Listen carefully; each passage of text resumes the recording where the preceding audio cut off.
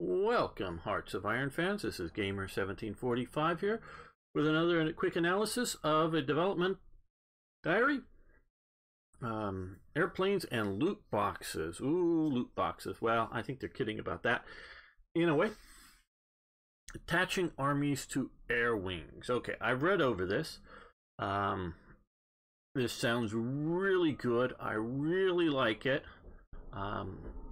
The idea that you can concentrate your air power to an army, that, as you know, if you're launching an attack into Belgium and then wanting to move it into France and not have to worry about shifting your air power from one air zone to the next, that sounds great.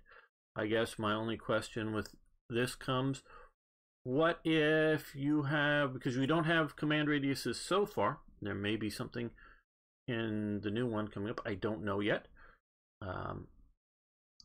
but if you have, say, some units of an army in, say, Russia and other units in South Africa, how does that work with the air attached to the army? Because there's nothing limiting your air region or your command distance in Hearts of Iron. So if your air was in radically different areas, that would be an interesting question of how they work it out. Whether it's pieced out by percent of the army, I don't know.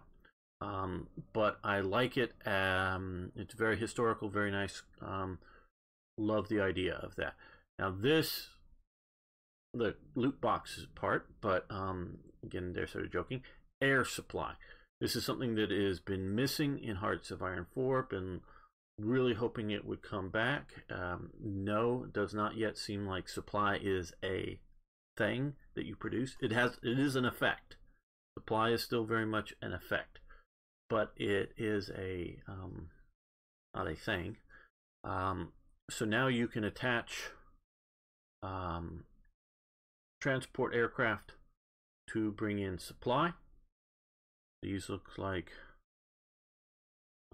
can't quite tell what those are supposed to be. Dropping air supply. That is really nice. I like that feature. It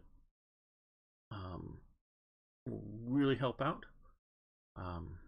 As you can see, the nice little feature to see what in the region associated with your transports, how much it's lacking in supply.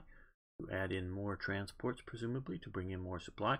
They talk about that it can be intercepted, shot down. I think, though, only in the immediate region and not intervening distances, so that if you transverse 2 or 3 air zones to get somewhere, can potentially with long-range air supply, that still might be teleporting airplanes. But that is nice. Good, great. Prioritizing your strategic bombing. This is also a really welcome addition to the game. So that now, here, when you hit strategic bombing, you can, where you want to prioritize it.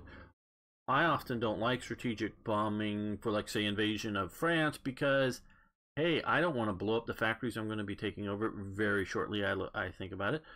But now if I want to go hit air bases to shut down the enemy's ability to oppose my my air force or ground attacks or whatever, I can do that and stay away from prioritizing factories or something that I'm going to get quickly and don't want to damage.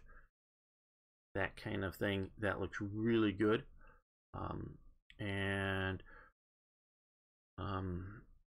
little hint that I think they're talking about next week, what this little red phone and others may be up here coming next week. So if you haven't already checked out my channel on YouTube, please follow the link over there and subscribe. Lots of Hearts of Iron content. I want to thank Podcat for writing up a really nice DD and making a really great game. See you all later.